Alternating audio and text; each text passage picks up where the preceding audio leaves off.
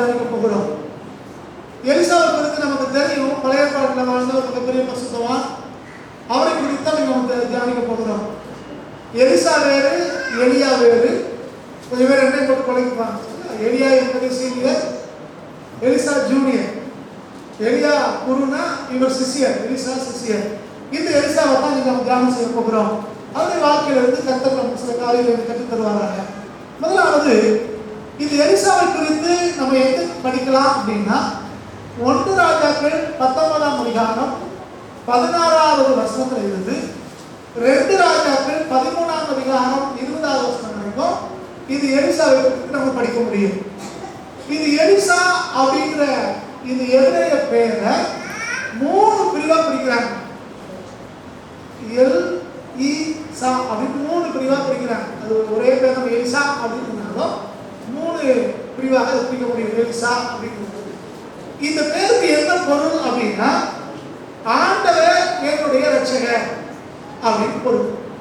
ஆண்டவர் என்னுடைய ரட்சகரா இருக்கிறார், என்னுடைய ரட்சிப்பா இருக்கிறார் அப்படிங்கிறது தான் நம்முடைய பொருள். பொதுவா ரட்சிப்பு அப்படின்னு சொல்லிடுறாங்க. அப்ப எலிசா அப்படின்னாலே ஆண்டவர் கர்த்தர் எனக்கு ரட்சகரா இருக்கிறார் அப்படின்னு பேரு. அந்த பேருக்கு அர்த்தம். இவர் எங்க வாழ்ந்தார் அப்படின்னா, இஸ்ரவேலிலே வடக்கு பகுதியிலே வாழ்ந்தார். நமக்கு தெரியும், சமஸ்த இஸ்ரவேல் 2ஆக பிரிக்கப்பட்டது. தெற்கு வடக்கு 2ஆக பிரிஞ்சிருச்சு.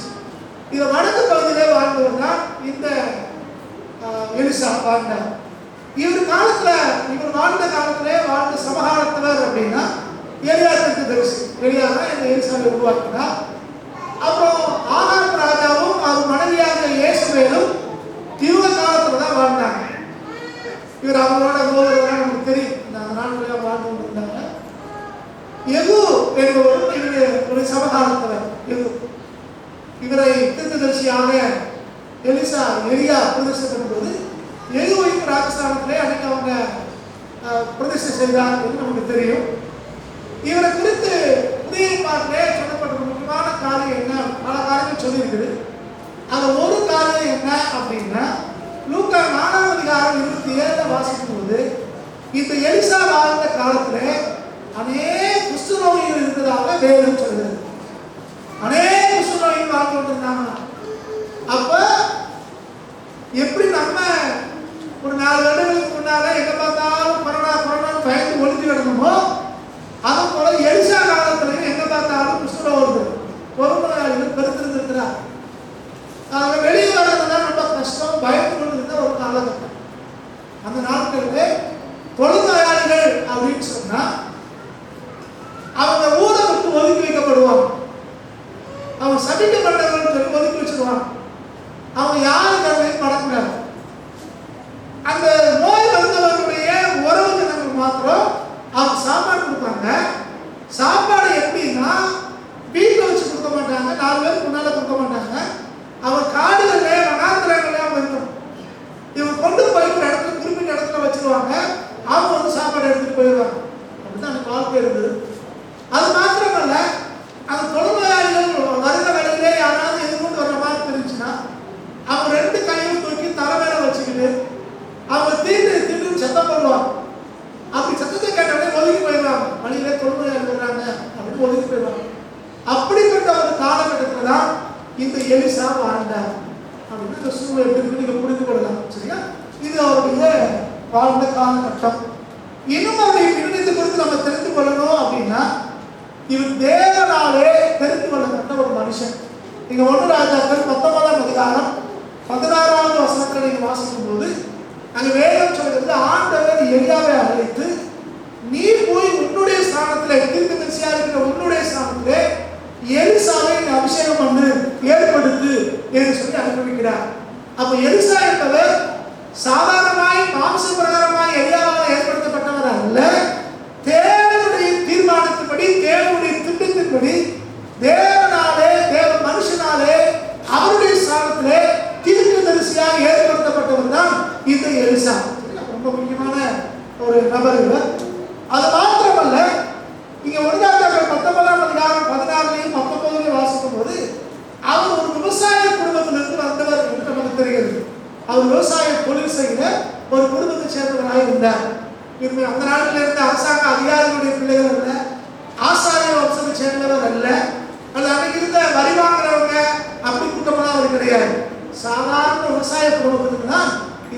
இருந்தார். கர்த்தர் அவரை பயன்படுத்தினார். இதுதான் அவர் கொடுத்த பின்னணியும். நீங்க இந்த எலியாவுக்கும் எலிசாவுக்கும் நெருங்கிய தொடர்பு பலவற்றை பார்க்கலாம். கர்த்தர் இந்த எலியாவுக்கு உதவி செய்யும்படினா இந்த எலிசாவை முதல்ல ஏற்படுத்தினார். இந்த எலியா போய் எலிசாவை அவர் சார்பிலே ஏற்படுத்தினார். தேவன் நடத்துவதன்படி, தேவனுடைய ஆலோசனைப்படி, தேவனுடைய கட்டளைப்படி எலியா போய் எலிசாவை ஏற்படுத்தினார், ஊழியத்துக்கு ஏற்படுத்தினார். எலியா பழைய பாட்டை மகிமையான ஊழியத்தை செய்தவர், தைரியமான ஊழியக்காரர், மிகுந்த யாருக்கும் பயப்படாத ஒரு மனுஷன், வேதாசனத்தை தெளிவாக போதித்த ஒருத்தர். இவர் குறித்து நமக்கு தெரியும், மழை பெய்யணும் பெய்ய வைப்பார், நிற்கணும் நிற்க வைப்பார். அப்படிப்பட்ட ஒரு மனுஷன். அப்படிப்பட்ட எலியாவை தேவன் அழைத்து உன்னுடைய ஸ்தானத்திலே எலிசாவை ஏற்படுத்தியிருக்கிறார். அப்ப எலியா ஸ்தானத்துக்கு ஒரு ஆள் வரணும்னா அவர் சாதாரண ஆள் இருக்க முடியுமான்னு யோசிச்சு பார்த்து கொடுங்க. ஆனா பின்னணியத்தை பார்த்தோம்னா சாதாரண விவசாயத்தை குடும்பத்தை சேர்ந்தவர், மனத்திலிருந்து வாழ்ந்த ஒரு மனுஷன். அது வேதம் சொல்றது அது 12வது ஏற்பட்டு இருந்தார். 307 உள்ளவங்க சால் அடிப்பாங்க, நேர விழுவாங்க. கையெழு பிடிக்கிறவங்களோ பின்னால வர்ற ஏறு பிடிக்கிறவங்களுக்கு அவ்வளோ கஷ்டம் இல்லை. முன்னால் அடிச்சுட்டு போன சாலை ஓட்டி அவங்களோட ஊருக்கு போயிட்டே இருக்காங்க. ஆனால் இவர் 12வது ஏறு பிடிச்ச ஆளு அப்படின்னா எவ்வளவு சாதாரண இருப்பாங்க யோசிச்சு போட்டேன். அடுத்தவன் 2 சாலை அடிச்சு அடிச்சு முடிஞ்ச பிறகு 3வது சாலை எனக்கு அடிப்போம். அவரும் பொறுமையான ஒரு மனுஷன். அப்படிப்பட்ட இவரை எலியாவின் சார்ந்து தேவன் தெரிந்து கொண்டார். அப்ப இன்றைக்கு தேவன் உங்களை என்னையோ நம்ம எந்த நிலைமையில இருந்தாலும் சரி, எவ்வளவு தாழ்மையில எளிமையில இருந்தாலும் சரி, கர்த்தரால உயர்த்த முடியும், தேவனாலே பயன்படுத்த முடியும். நீங்க நினைக்கிறோமே அவங்க இவங்கெல்லாம் அதை விட மேன்மையாய் கர்த்தர் சாதாரண மக்களை பயன்படுத்த முடியும். நீங்க வேதத்தை வாசிக்கும் போது கர்த்தர் யாருக்கு வரங்களை கொடுத்தார், யாருக்கு தாழ்வுகளை கொடுத்தாருன்னா ஏதோ விசேஷமானவங்களுக்கு கர்த்தர் கொடுக்கல. ஆண்டவர் சொல்றார், விசுவாசிக்கிறவர்களால் நடக்கும் அடையாளங்களாவன அப்படின்னு சொல்லிட்டு, வியாதியஸ்தர்கள் கையில வைப்பீர்கள் அப்பொழுது அவர்கள் சுகமாவார்கள் அப்படின்னு சொல்லு. வரம்பற்றவர்கள் கையில வைப்பார்கள் அப்பொழுது அவர்கள் சுகமாவார்கள் அப்படின்னு போடல. வரம்பற்றவர்கள் பேர சொல்லி கூப்பிடுவார்கள் போடல. வேதம் சொல்றது விசுவாசிக்கிறவர்களால் நடக்கும் அடையாளங்களாகும். வியாதியஸ்தர்கள் கையில வைப்பீர்கள் அப்பொழுது அவர்கள் சுகமாவார்கள். அப்ப நமக்கு விசுவாசம் இருக்கும்னா, கர்த்தரை தேடுவோம்னா, நம்ம எவ்வளவு ஏழ்மையிலே, அது எவ்வளவு எளிமையிலே, எவ்வளவு தாழ்மையில இருந்தாலும் கர்த்தர் நம்மளை உயர்த்துகிறாங்க. கர்த்தர் பயன்படுத்துறது தெரியுமோ. அது எலிசாவுடைய வாழ்க்கை நல்ல உதாரணம். தேவனாலே வலிமையாக அந்த நாட்களில் பயன்படுத்தப்பட்ட அரசர்களும் அரசிகளும் பயந்த அந்த எலியா ஸ்தானத்துக்கு இந்த எலியாவை கர்த்தர் வைத்து வச்சார். மகிமையான ஊழியத்தை இந்த எலிசாவுக்கு தேவன் கொடுத்தார். அவர் ஒரு சாதாரணமான ஒரு மனுஷன். ஆனால் இந்த எலிசாவை ஏற்படுத்தினவர், எலிசாவை அபிஷேகம் பண்ணவர் சாதாரணவர் அல்ல. அன்றைக்கு தேவனால வல்லமையாய் பயன்படுத்தப்பட்ட ஒரு மனுஷன். அதனாலதான் நமக்காக யார் ஜெபம் பண்றா, நம்ம மேல யார் கை வைக்கிறா, அதுல கொஞ்சம் கவனம் தேவை. சரியா? சும்மா கண்ணன் யாருக்கு மேல போயெல்லாம் தலையை கொடுத்துட்டு இருக்கிறாரு, படக்கூடாது. நம்ம ஒருத்தருக்கு ஜெபம் பண்றோம், அது அது அது வேற. ஒருத்தருக்கு ஒருத்தர் ஜெபத்துல உதவியா இருக்குது வேற. யார் பண்ணாலும் ஜெபம் பண்ணலாம். ஆனா சில பேர் நினைக்கிறோம் இவங்க ஜெபம் பண்ணா நல்லது, இவங்க தலையில கை வச்சா நல்லதுன்னு நினைக்கிறோம். அது தவறான எண்ணம். அது விடுபடணும்.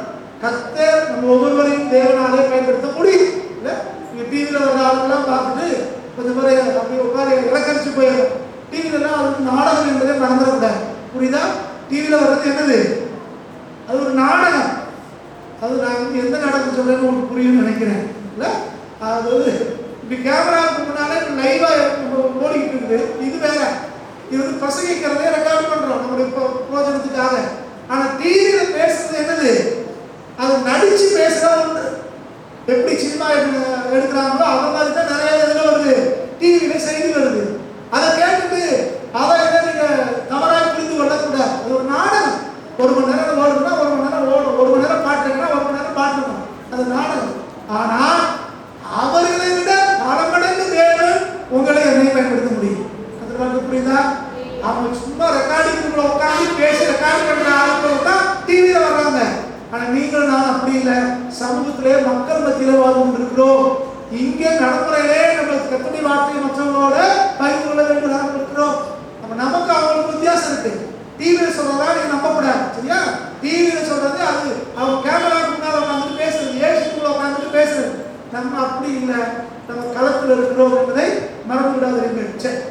அடுத்தது இவங்களுக்கு வந்து பார்த்தோம்னா இவர் ரொம்ப தாழ்மையான ஒரு மனிதன். பாத்தீங்களேன், நீங்க 1 ராஜாக்கள் 19ஆம் அதிகாரம் 21வது வசனத்தை வாசிக்கலாம். அவன் இவனை விட்டு போய் ஒரு ஏறு மாடுகளை பிடித்து அடித்து ஏரின் மர முட்டுகளால் அவைகளின் இறைச்சியை சமைத்து ஜனங்களுக்கு கொடுத்தான். அவர்கள் சாப்பிட்ட பிற்பாடு அவன் எழுந்து எலியாவுக்கு பின் சென்று அவனுக்கு ஊழியம் செய்தான்.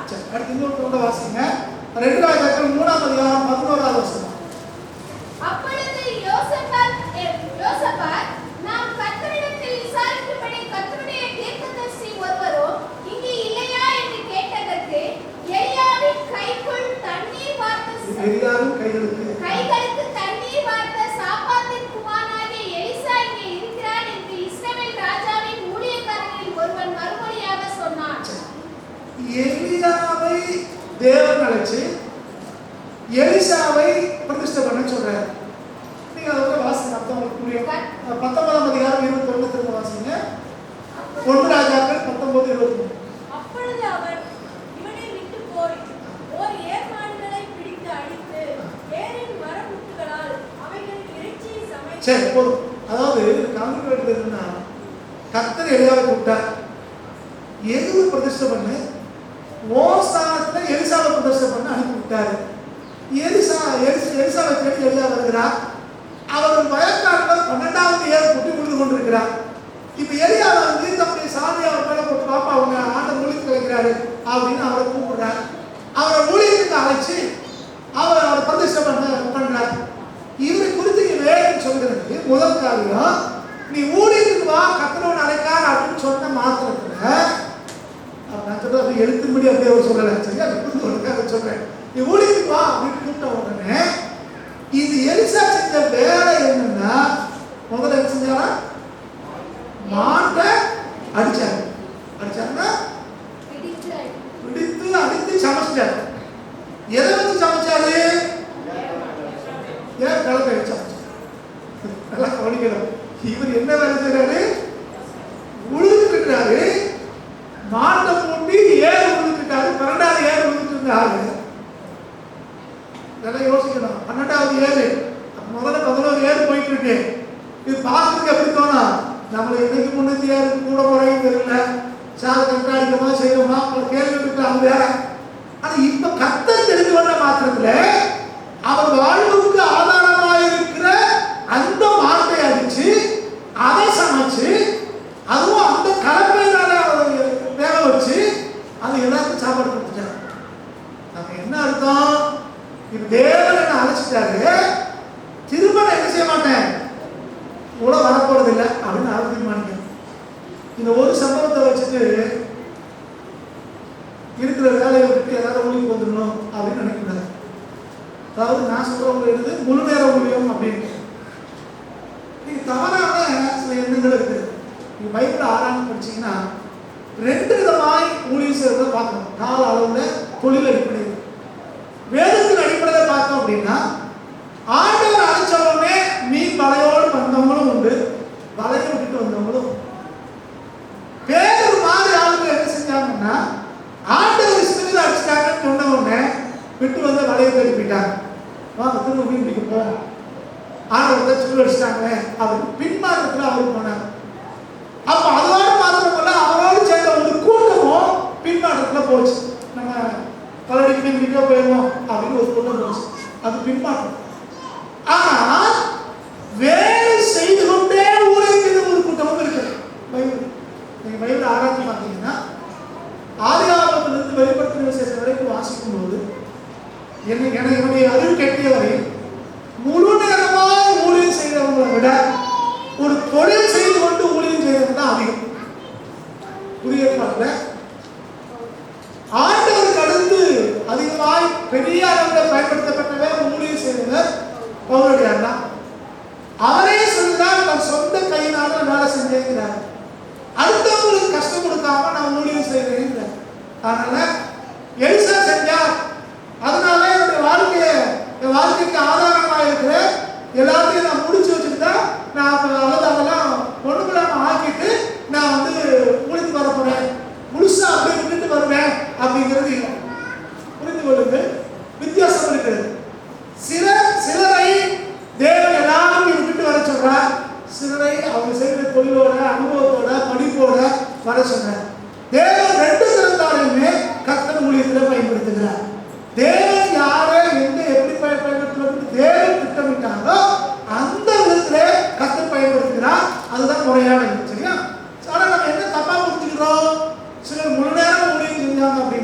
அவங்க ரொம்ப பெரிய ஆட்கள், விசேஷமானவங்க அப்படிங்கிற மாதிரியும், சில பேர் ஒரு தொழிலோட சேர்ந்து கொண்டு ஊழியம் செய்யறாங்க அப்படின்னா ஏதோ அவங்க சாதாரண ஒரு வேலைதோ சில பேர் நினைக்கிறாங்க.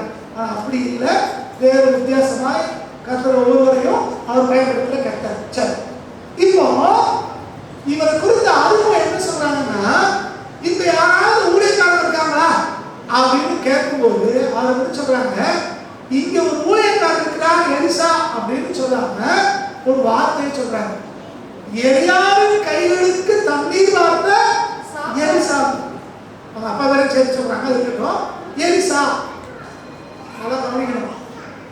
தேவனாலே கட்டளை பெற்றவர் எலியா, அவர் பெற்ற கட்டளையின்படிதான் எலிசாவை ஊழியத்துக்கு வளர்க்கிறார், ஊழியத்துக்கு ஏற்படுத்துகிறார். அப்ப எலிசா யாரு? தேவனால் அழைக்கப்பட்டவர், தேவனாலே பிரதிஷ்டப்பட்டவர், ஊழியத்துக்கு இருந்து பிரத்யேகமாய் வேறுபடுத்தப்பட்ட மனுஷன். ஆனா வேதம் சொல்கிறது, மற்றவங்க சொல்றாங்க, இந்த எலிசா யார் அப்படின்னா எலியாவின் கைகளுக்கு தண்ணீர். இல்ல அவர் அந்த மரத்தடியில தீர்த்து சொல்லிட்டு இருக்காரு அப்படின்னு சொல்றாங்க. அங்க ஒரு பிரசங்கம் பண்ணிட்டு இருக்காரு. எப்படி சொல்லுது? எலியாவின் கைகளுக்கு தண்ணீர். பெந்தெகோஸ்த வட்டாரத்துல ஒரு தவறான ஒரு கருத்து பரவி என்ன அப்படின்னா, ஊழியம் அப்படின்னு சொன்னா முன்னால இருந்து மைக்கு பிடிக்கிறது தான் ஊழியம். அது முன்னால இருந்து சபையில என்ன செய்யறாங்களோ அதான் ஊழியம் அப்படின்னு ஒரு தவறான எண்ணம். ஆனா இங்க வேலை சொல்றது, எலியாவுடைய அபிஷேகத்தை 2 மடங்கு பெற்றவர், எலியாவுடைய வரத்தை 2 மடங்கு பெற்று பயன்படுத்தி தேவனால வல்லமையாக பயன்படுத்தப்பட்டவர் இந்த எலிசா.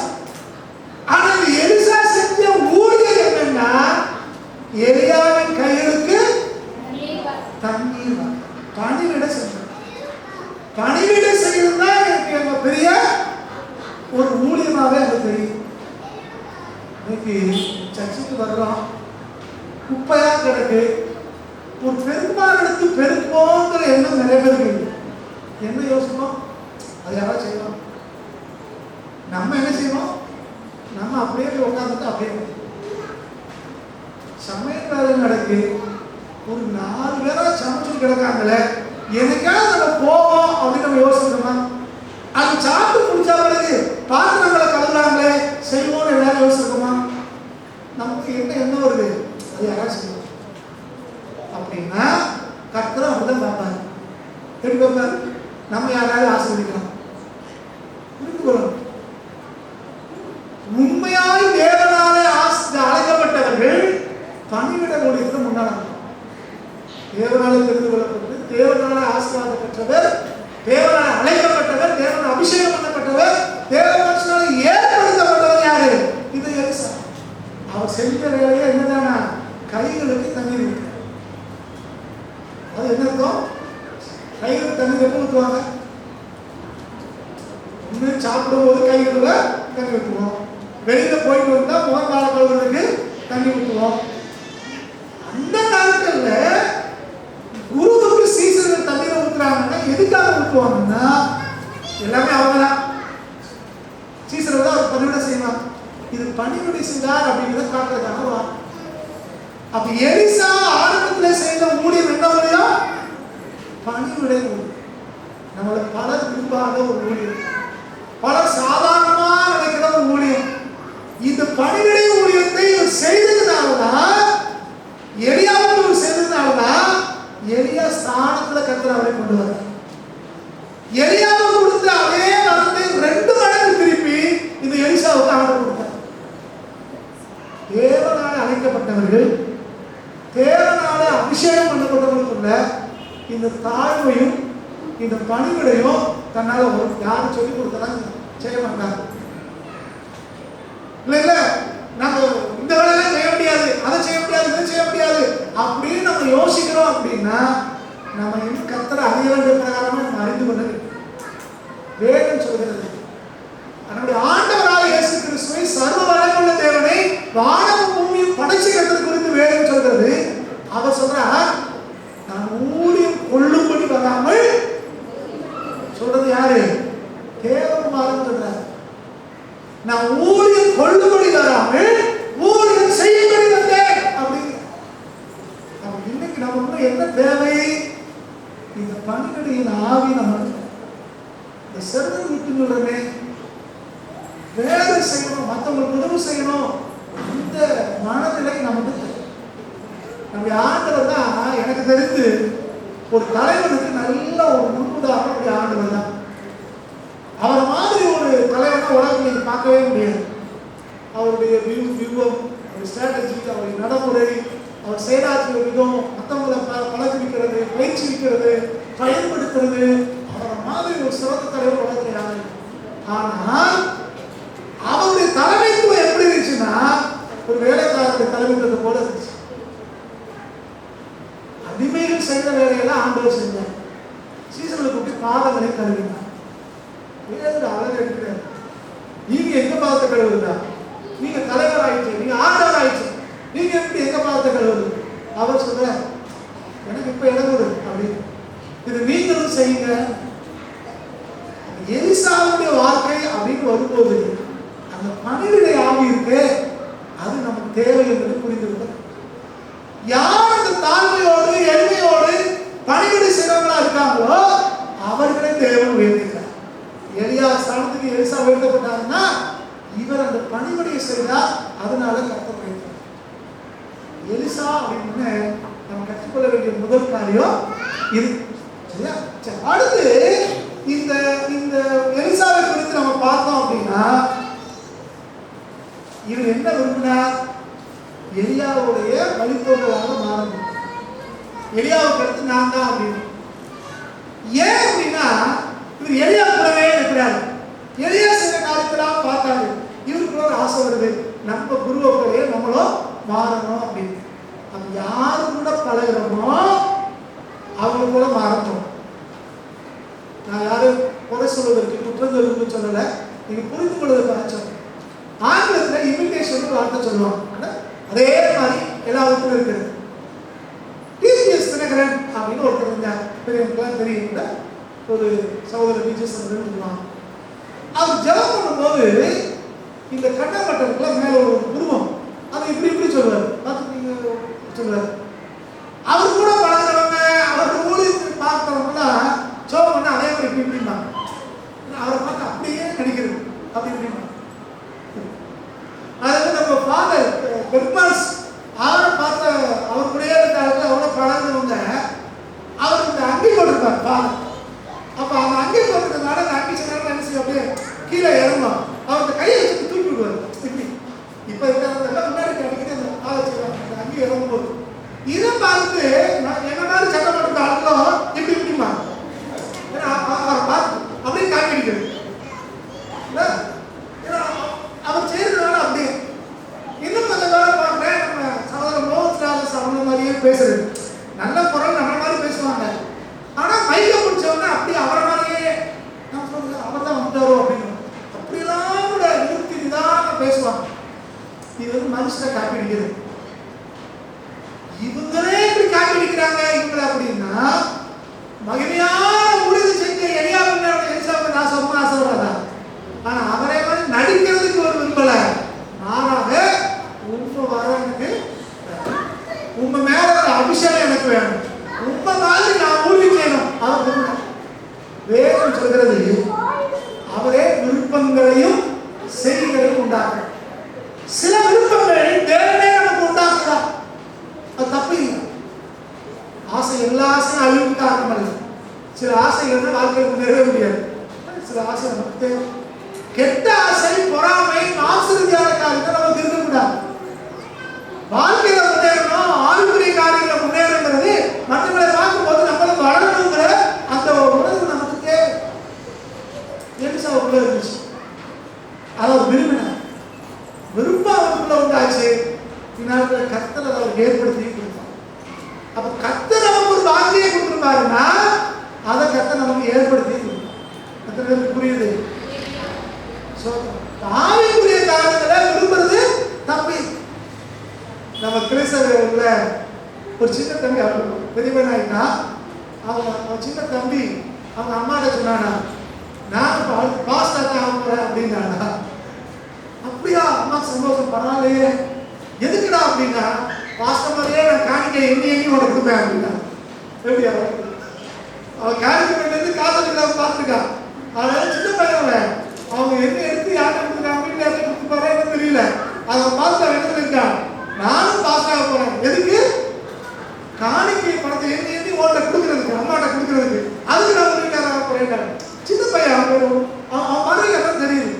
இந்த மாதிரி அல்ல புரிந்து தேவன் உங்களை என்னையும் நம்ம யார் நடத்துறாங்களோ அவங்கள விட ஒரு படி மேல கொண்டு போறோம் தேவன் விரும்புகிறார். இந்த 1ஆவது வகுப்பு 2ஆவது வகுப்பு ஆசிரியர்கள் மாதிரி பொறுமைசாலிகள் தியாகிகள் யாரும் முடியாது. அவங்க பிள்ளைகளை சொல்லிக் கொடுக்காங்க. இவங்க அந்த 1ஆம் கிளாஸ் 2ஆம் கிளாஸ்லேயே இருப்பாங்க.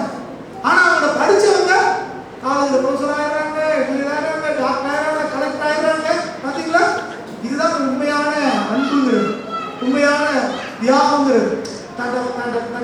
தன்னிடத்துல வந்தவர்களை வளர்த்து விடுவது. இந்த மாதிரி தான் கர்த்தர் உங்களை என்னையும் உயர்த்த விரும்புகிறார்.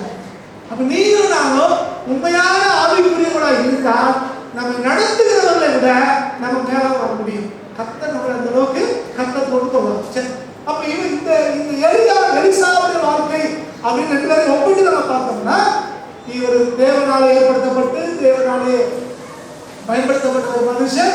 ஆனால் மிக எளிமையுள்ளவராய் தாழ்மையுள்ளவராய் பணிகளை செய்கிற ஒரு மனுஷனாக இருக்கிறார். இவருடைய விருப்பத்தை தேவன் நிறைவேற்றி கொடுத்தார். அடுத்து இவருடைய குணாதிசயங்களை பார்க்க போறோம். இதுதான் நமக்கு ரொம்ப முக்கியமான ஒரு காரியம். இன்னைக்கு அடுத்த வாரம் நம்ம தொடர்ந்து எலிசாவை குறித்து நம்ம தொடர போகிறோம். இன்னைக்கு ஒரு காரியத்தை முன்னால வைக்கலாம்னு விரும்புறேன். எலிசாவுடைய குணத்துல ஒரு குணம் என்ன குணம் அப்படின்னா, வாசிங்க 2 ராஜாக்கள் புத்தகம் 4ஆம் அதிகாரம் 9ஆம் வசனம். 2 ராஜாக்கள் 4:9. அவர் தன் புருஷனை நோக்கி, இதோ நம்மிடத்தில் எப்போதும் வந்து போகிற தேவனுடைய மனுஷனாகிய இவர் பரிசுத்தவான் என்று காண்கிறேன். இது சொன்னது யாரு? வழக்கமா எலிசா ஒரு வீட்டில் போய் தங்குறார். ஊழியத்துக்கு வரும்போது அந்த பகுதியில் போய் தங்குறார். அந்த வீட்டம்மா அவங்க வீட்டுக்கார பார்த்து சொல்லு, அடிக்கடி வந்து போகிற, அதாவது என்னைக்காவது ஒரு நாளைக்கு வந்து போல அடிக்கடி வந்து போகிற ஒரு மனுஷன். நான் முதலே சொன்னேன், ஒரு நாள் நம்மகிட்ட வர்றவங்க நம்மளை ஏமாத்திட்டு போயிடுவாங்க. அப்படித்தானே? சுற்றி நம்ம எப்படி நம்ம கூட இருக்கிறவங்க தான் நம்மளை பற்றி தெரியும். இப்ப எலிசாவை பத்தி அந்த அம்மா சொல்லுது, இவர் அடிக்கடி வந்து போகிற மனுஷன். அவர் வாழ்க்கையை நல்லா அவர் கவனிச்சுட்டு இருக்காங்க. அடிக்கடி வந்து போகிறவர். அவர் சொல்லிட்டு அடுத்து சொல்றாங்க, அடிக்கடி வந்து போகிற யாரு? தேவனுடைய மனுஷன் தான். அப்ப ஒரு ஆளு நம்ம வந்துட்டு போறாங்கன்னா, நம்ம பேசுறாங்க பழகுறாங்கனாலே இவங்க தேவனுடைய மனுஷனா, பேரியாளின் மகனா, காசுக்காக வராங்களா, ஆதாயத்துக்காக வராங்களா, தந்திரமா வராங்களா, எல்லாமே தெரியும். ஒரே நாள கணிக்க முடியல, 2-3 தடவை கணிச்சாங்கன்னா சில பேர் கணிச்சிடலாம். இந்த அம்மா சொல்லுது, அடிக்கடி நம்ம இடத்துல வந்து போகிற இந்த தேவனுடைய மனுஷன் அப்படி. அப்ப இந்த எலிசாவுடைய வாழ்க்கை, அவர் தேவனுடைய மனுஷங்கிறத அவரை காண்கிற பெண்கள் சொன்னாங்க. இன்னைக்கு நம்ம வாழ்க்கை எப்படி இருக்கு? நீங்க யாரையெல்லாம் நம்ம பெரிய ஆளு சின்ன ஆளு ஊழியக்காரங்க நினைக்கிறோம், அவங்க வாழ்க்கையில் எப்படி இருக்கு? கொஞ்சம் ஆராய்ச்சி. நம்மை காண்கிறவர்கள் நாம் தேவனுடைய மனுஷன் என்று அவங்களால சொல்ல முடியுதா? ஆராய்ச்சி. நாம தேவனுடைய மனுஷங்கிறது பிரத்தியா சொல்லலாம். சில நேரங்களில் நாம நம்மளை பத்தி பேசிக்கிறோம், நாங்க பெரிய ஆளு, நாங்க தேவனால பயன்படுத்தப்படுறோம், நாங்க அப்படி இப்படி நம்ம என்ன செய்யணும். சில நேரங்களில் நமக்கு நாமே சொல்றோம். ஆண்டவர் சொன்னாங்க, உன்னுடைய உதவுகள் அல்ல பிரத்தியா உதவ உன்னை புகழட்டும் அப்படி. இப்ப அடுத்த சொல்றாங்க, மத்தவங்க சொல்றாங்க, நாங்க யாரு? இவர் யாரு? தேவனுடைய மனுஷன். சிலருக்கு நம்மளை பத்தி என்ன சாட்சி இருக்கு வெளியில? அவங்களா பெரிய வாயாடி, அவங்களா சண்டைக்காரங்க, அவங்களா காசு இருப்பாங்க, அவங்களா இதெல்லாம் நிறைய பேர் சாட்சி. ஆனா எலிசாவை யோசிப்பாங்க, நேர் மாறான சாட்சி, தேவனுடைய மனுஷன். அப்படின்னா அவர் வாழ்க்கையில் ஒவ்வொரு கொள்ளுங்கள், இயேசு கிறிஸ்துவை உலகத்தால் நேரடியாக பார்ப்பதற்கு வாய்ப்புகள் இல்லை, குறைவு. ஆனால் உங்களே என்னையோ நடமாடுகிற இயேசுவாக உலகம் பார்த்து கொண்டிருக்கிறது. அப்படின்னா நம்ம வாழ்க்கை எப்படி இருக்கணும், நம்ம பேச்சு எப்படி இருக்கணும், நடத்த எப்படி இருக்கணும் யோசிப்பா. ஒரு முறை முன்னாடி நான் கோயில்பட்டிக்கு வந்தப்ப ஒருத்தர் சொன்னாங்க, வாங்க எந்த சர்ச்சுக்கு போவோம் அப்படின்னாங்க. எந்த சர்ச்சு யாருன்னு கேட்டேன். போகிறது தலைச்சிருந்தேன், எனக்கு போகிறதுக்கு மனசே இல்லை. நான் அவன் சொல்லிட்டேன், நான் அந்த சர்ச்சுனா வேற சர்ச்சுனா போகிறேன். ஏன் அப்படின்னா, நான் கல்லூரியிலேருந்து ஒரு நாள் பஸ்ஸில் திருப்பி வந்துட்டு இருக்கும்போது எனக்கு 3 சீட்டில் அந்த போகிறதுக்கு மனைவி உட்காந்துருக்காங்க. அவங்க அடுத்த சீட்டில் நான் உட்காந்துருக்கிறேன். சைடில் ஒருத்தர் உட்காந்துருக்காங்க, ஒரு பெரியவங்க. அவங்க ஏதோ வியாதி அவங்களுக்கு குளிர்ந்த காத்தடிக்குது. அதனால அந்த கதவை சட்டலை அவங்க மூடுறாங்க. இந்த வியாதிப்பட்டவர்கள் இந்த போறவர் எழுந்து திட்டினா பாருங்க, உனக்கு காத்து வேணாம்னா காரில் வா, என் மனைவிக்கு காத்து வேணும் அப்படின்னு நைட்டில் அந்த இடத்துல திறந்து வச்சேன். குளிர் காத்தடிக்குது, அவர் வியாதியஸ்த, அவர் கஷ்டப்படுறாரு, அவரால் தாங்க முடியல. சன்னல் கதை மூடணும்னா மூடக்கூடாதுன்னு எனக்கு திட்ட என் கண்ணால் நான் பார்த்தது. அப்படின்னா அந்த போதகர் பிரசங்கத்தை கேட்க எனக்கு மனசு வருமா? இயேசுவை சொல்றவங்க, ஆண்டவரை சொல்றவங்க வாழ்க்கையில் எப்படி இருக்கணும்? ஆவியில் நிறையிறது அந்நிய பாஷை பேசுறதுதான் நல்லா தான் இருக்கு. வாழ்க்கையில இயேசு வெளிப்படுறாரா யோசிப்பாங்க. ஆண்டவர் அறியாத முகத்தில் எப்படி இருக்கிறோம்? ஆண்டவர் அறிஞ்ச முகத்தில் எப்படி இருக்கு? சர்ச்சுக்குள்ள எப்படி இருக்கிறோம்? சர்ச்சுக்கு வெளியே எப்படி இருக்கிறோம்? எல்லாத்தையும் யோசிக்கணும். ரெட்ட வேடமெல்லாம் ஆண்டுக்குள்ள இருக்கவே முடியாது. காலையில் ஒரு வேஷம், மாலையில் ஒரு வேஷம், அவங்களாம் எடுபட நம்ம ஒரே மாதிரி இருக்கும்படி தேவன் நம்ம அழைத்திருக்கிறார். அவர் மாறாதவர். அப்ப நீங்களும் நான் என்ன செய்யக்கூடாது? கர்த்தரை வெளிப்படுத்த வேண்டும். அப்ப எலிசாவை பார்த்து அந்த அம்மா சொல்றாங்க, இது தேவனுடைய மனுஷன். அவர் ஏமாத்திருந்தாலோ காசு கேட்டிருந்தாலோ வேற ஏதோ நடந்திருந்தா அந்த அம்மா அப்படி சொல்லுமா? ஒவ்வொரு வரும்போதும் அம்மா நாங்கள் டாய்லெட் கட்டிட்டு இருக்கோம் சர்ச்சில், வீட்டுக்காரர் சொல்லி எப்படியாவது காசு வாங்கிட்டு அப்படின்னு கேட்க மாதிரி தெரியும். வீட்டுக்கு வந்து பார்த்தா வீட்டில் அரிசி இல்லை அப்படின்னு கேட்ட மாதிரி தெரியும். பசுக்கு காசு கொடுக்க கேட்ட மாதிரி தெரியும். வர்ற தங்குறா ஜோகுறா போயிட்டே இருக்கு. உங்களை புரிந்து கொள்ளுங்கள், உண்மையாய் தேவனாலே தெரிந்து கொள்ளப்பட்ட மக்கள் தம்முடைய தேவைகளை குறிப்பாக கூட அடுத்தவங்க சொல்ல மாட்டாங்க. அவங்களுக்கு தெரியும் நம்ம கர்த்தரை சார்ந்திருக்கிறோம், கர்த்தர் எல்லாவற்றையும் வாய்ப்பு பண்ணியிருக்காங்க. நம்ம கொடுக்கிறது யார் கொடுப்பா? எதுனாலும் சரி தேவனிடத்துல தான் வரும். தேவனிடத்திலிருந்து வராத, விசுவாசத்தினாலே வராத எல்லாம் பாவம் தான். கர்த்தர் கொடுக்க ஆரம்பிச்சாருன்னா அது யாராலையும் தடுக்க முடியாது. தேவன் யாருக்கு எதை எப்ப கொடுக்கணும் அவருக்கு தெரியும். தேவன் திட்டமாய் செய்வார். அப்ப நமக்கு காரியம் தேவை அப்படின்னா நம்ம கர்த்தரை வந்து பார்க்கும்போது அவர் நமக்கு தருவார். பொருளாதாரத்தை மாத்திரம் சொல்லலாம், சகல காரியம் அப்படி நம்ம அதெல்லாம் பார்த்துட்டு தான் புருஷன் சொல்லுது, இந்த தேவனுடைய மனுஷன். அடுத்த வார்த்தை இன்னும் ஹைலைட், பரிசுத்தவான் என்று காண்கிறேன் அப்படின்னு. யார் அவரு? பரிசுத்தவான். அவருடைய பேச்சு, செய்க, நடத்த, பழக்க வழக்கம் எல்லாத்தையும் பார்த்துட்டு அந்த அம்மா சொல்லுது, இவர் பரிசுத்தவான். பரிசுத்தம் தேவனுடைய குணத்துல ஒண்ணு பரிசுத்தம். நீ கொடுக்கறதுல, வாங்குறதுல, வேலை செய்யறதுல, ஜெபிக்கிறதுல, இதுக்கெல்லாம் இணையாக உலகத்துல பல பேரை நம்ம சொல்லலாம்.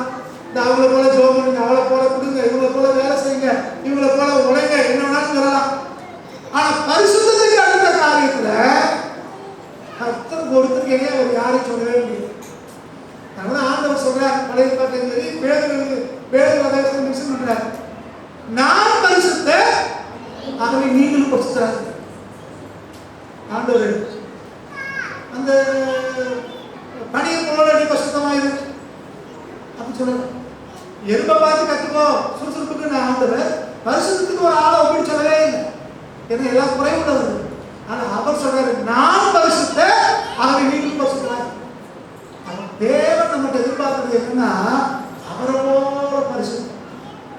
நம்ம ஊர்களில் பரிசுத்தத்துக்கு ஒரு வரையறை வச்சிருக்கோம், ஒரு டெஃபினேஷன் வச்சிருக்கோம். மெட்ராஸுக்கு போனீங்கன்னா அங்கே பரிசுத்தத்துக்கு வேற ஒரு டெஃபினேஷன் வச்சிருக்காங்க. நம்ம ஊர்ல சினிமா பாட்டு பாடினா பரிசுத்த குறைச்சல், சினிமாவுக்கு போகக்கூடாது நம்ம சொல்லுவோம். அவன் சபையிலே சினிமா பாட்டு பாடுறாரு, போதவர்கள் சில மதுரையில் சினிமா பாட்டு பாடுறவங்கலாம் இருக்காங்க. அப்போ அவங்களுக்கு அது எது தெரியல, பரிசுத்தமாக தெரியும், பரிசுத்த குறைச்சலா தெரியும். நம்ம ஊர்ல ட்ரெஸ் தான் இப்படி போடணும் அப்படின்னு வச்சிருக்கோம், இப்படிதான் இருக்கணும் ஆண்டு பிள்ளைகள் அப்படின்னா. ஆனா அங்க இன்னொரு இடத்துக்கு போனா அப்படி மாறுது. ஊருக்கு என்னது அவங்க கட்டாதையில மாறுது. இதெல்லாம் ஆண்டவர் பார்த்தா அவனை போல இவனை போலன்னு சொல்றாங்க, தன்னையே முன்னிட்டு சொல்றார், நான் பரிசுத்தேன் ஆகவே நீங்களும் பரிசுத்தர். அப்ப நம்ம எப்படி யோசிக்கணும், இந்த இடத்துல ஆண்டவர் இருந்தா அவர் என்ன செய்யறார், இப்ப ஆண்டவர் பேசுறா என்ன பேசுறாரு, இங்க ஆண்டவர் உடுத்தணும்னா எப்படி உடுத்துவாரு, இங்க ஆண்டவர் செய்யணும்னா எப்படி செஞ்சிருப்பாரு. பரிசுத்தத்துல தேவனோடு ஒப்பிட்டு நீங்கள் யாரும் பார்க்க முடியலாம். அப்ப எலிசாவை குறித்து சொல்லும் போது அந்த அம்மா சொல்றாங்க, நம்மிடத்திலே வந்து போகிற இந்த தேவனுடைய மனுஷன் பரிசுத்தவான் என்று காண்கிறேன். அப்ப நம்மளை பார்க்கிறவங்கள எப்படி சொல்லணும், பரிசுத்தவான், பரிசுத்தவாதின்னு சொல்லணும். நமக்கு நாமே சொல்லிக்கிறது இல்ல, நமக்கு நாமே நாங்க பரிசுத்தவான் அப்படின்னு சொல்லிக்கிறது. மற்றவங்க சொல்லணும், அவங்க பாருங்களை சொல்லணும், பரலோகம் சொல்லணும்.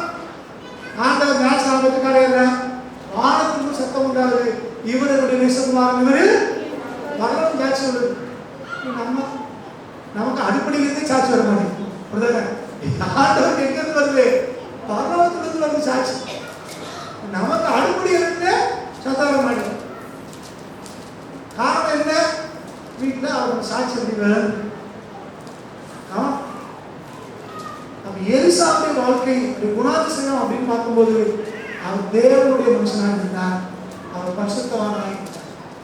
அவர் வந்து ஆரோவனை போல அவர் ஆசாரிய ஒழித்துக்கு வரல, புரிந்து கொள்ளுங்க.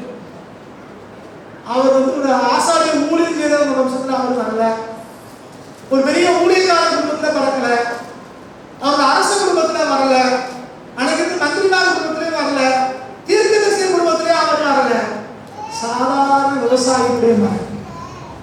12வது ஏழு ஓட்டிக்கிட்டு இருந்தவர். தேவன் அவரை தெரிந்து கொண்டார், அவர் அபிஷேகம் பண்ண வச்சார், எலியாவை கொண்டு அபிஷேகம் பண்ண வச்சார், அவர் எலியாவை கொண்டு ஊழியத்துக்கு தம்முடைய சாணத்தை ஏற்படுத்த பண்ண வச்சார். இவர் பணிவிடை செய்கிற மனுஷனாய், எலியாவின் கைகளுக்கு தண்ணீர் வாங்குற ஒரு தாழ்மையான ஒரு மனுஷனாய் இந்த எலிசா தன்னை மாற்றிக்கொண்டார். அப்படி பணிவிடையின் ஆவி செய்த ஊழியர் செய்த இந்த எலிசாவை தான் பார்த்துவிட்டு இந்த பெண் சொல்கிறார், நம்மிடத்திலே வந்து போகிற இந்த தேவனுடைய மனுஷன் பரிசுத்தவான். ஜோமா தீர்க்கடத்தில் அப்படி எழுந்திருக்கிறார், கத்திர முகத்தில் நோக்கி பார்ப்போம். Thank you Jesus, thank you, thank you, thank you. நம்மிடத்திலே வந்து போகிற இந்த தேவனுடைய மனுஷன் பரிசுத்தவான். நம்ம ஆராய்ச்சி பார்ப்போம். நம்மளை குறித்து மற்றவங்க சொல்ல முடியுமா, நம்ம வாழ்க்கை அப்படி இருக்குதா, நம்மளை பார்க்கிறவங்க என்பது ஆணுடைய பிள்ளை அப்படின்னு சொல்ல முடியுமா, நம்ம படிக்கிற இடத்துல, வேலை செய்கிற இடத்துல, குடியிருக்கிற இடத்துல, போற இடத்துல, வர்ற இடத்துல நம்மளை பார்க்கிறவங்க இவங்க ஆணுடைய பிள்ளை அப்படின்னு மற்றவங்களை குறித்து சொல்றாங்களா, இவங்க பரிசுத்தவான் அப்படின்னு சொல்றாங்களா, நம்மளை குறித்த சாட்சி எப்படி இருக்கிறது. உலகத்தால் நம்ம ஒரு குட்டி இயேசுவாக காண விரும்புகிறார்கள், நம்ம எப்படி இருக்கிறார். ஒரு மனுஷன் எழுதுகிறார், நாட்டில் சர்ச்சை நிறையா இருக்கு, ஆனா ஆண்டோடைய பிள்ளைகளை காணாம தெருத்தளவுக்கு சர்ச்சை வந்துருச்சு, ஆனா இயேசுவை போல இருக்கிற கிறிஸ்தவரை காணவில்லை. நம்ம நீ போட்டு கொடுக்குமா, ஆண்டவரே என் வாழ்க்கை முக்கியம், ஆண்டவரே என் வாழ்க்கையை மாற்றுங்க. அன்பான தேவனுடைய பிள்ளைகளே, நமக்கு வரங்கள் தேவை, ஊழியத்துக்கு தேவை, தனிப்பட்ட வாழ்க்கைகளாக தேவைதான். வரங்கள் உங்களை என்னையும் பருவத்துக்கு கொண்டு போகிறதில்லை. ஆவிக்குரிய கனிகள் நமக்கு தேவை, அதுதான் நம்மளை பருவத்துக்கு கொண்டு போகிறோம். ஆவிக்குரிய கனிகள் தான் நீங்கள் நான் யார் என்பதை வெளி உலகத்தை காட்டும்.